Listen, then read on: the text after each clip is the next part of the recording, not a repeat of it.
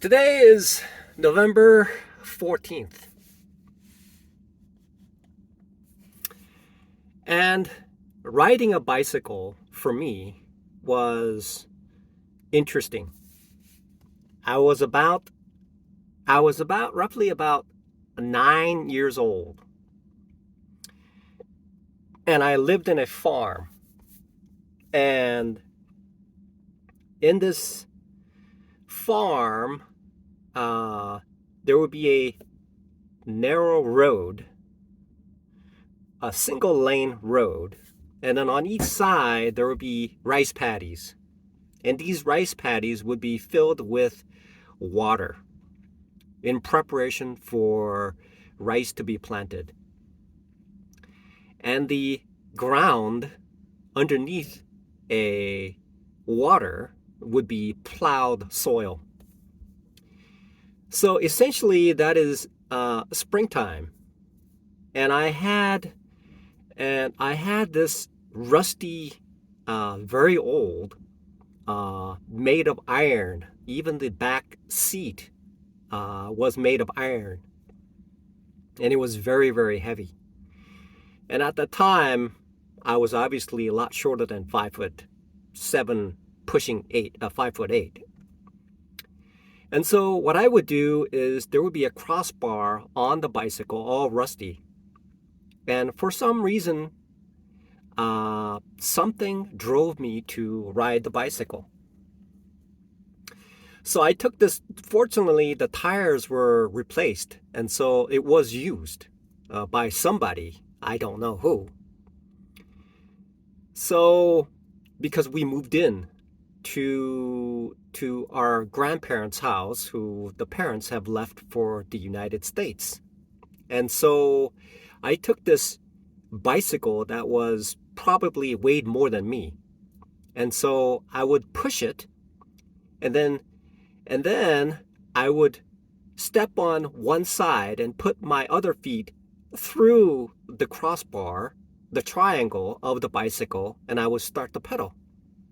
Obviously, this took some time before I could stabilize the momentum of the bike, and so when it moved, it would move without falling down. But it took a great amount of effort, days and days of effort.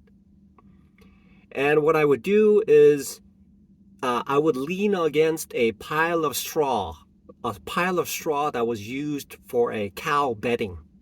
And if you can imagine how my sneakers were after I plunged my feet into it.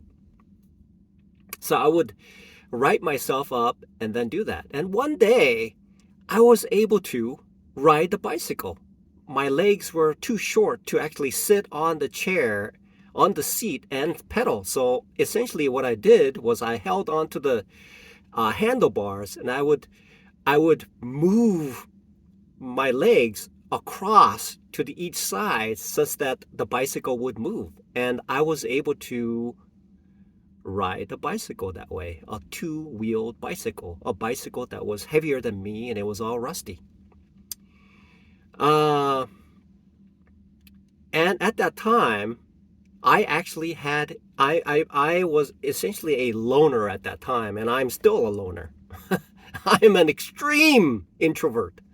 And and do and I prefer to be an introvert because there are things that uh, I prefer to allow into my life, uh, and and and some others, they have their own way of living life, and they just contrast. And I just prefer to be peaceful within my life with Jesus Christ right next to me. So somehow there's this other friend of mine who was even shorter than me, and and he said, "Hey, can I get on the back seat?" So I was riding, gained momentum, and then he says, "Right now." So he jumped on, and I swerved right into the rice paddies, and both of us slammed into the rice paddies, all wet, all mud. Now, how is this related to day trading? It seems like day trading is the same way. Initially, I stepped into a pile of straws that were used as a cow bedding multiple times, getting my feet wet and and dirty and getting messed up. It's called what is it called? A blow up. That's what happens. And then at the moment where I think that I have everything in control, then I trade and I put everything in the basket, and then I fall right into a pile of dirt water that's ready to receive the seeds for rice. And I carry other people with it, I suppose. Which essentially could mean that I would borrow money and then I would take the money and then I would plunge it in and lose everything. And that happened multiple times. And then at a certain point, I hear about pro day traders who went into the same situation. Even some pro day trader who actually borrowed money from the mob. There's actually an individual who did that.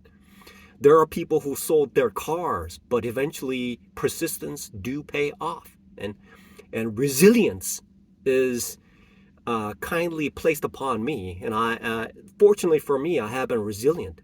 So getting on that bike and essentially day trading is watching the price action, knowing who I am, what my capabilities are, and going forward with it until I am able to ride a bicycle. So trading is just like riding a bicycle.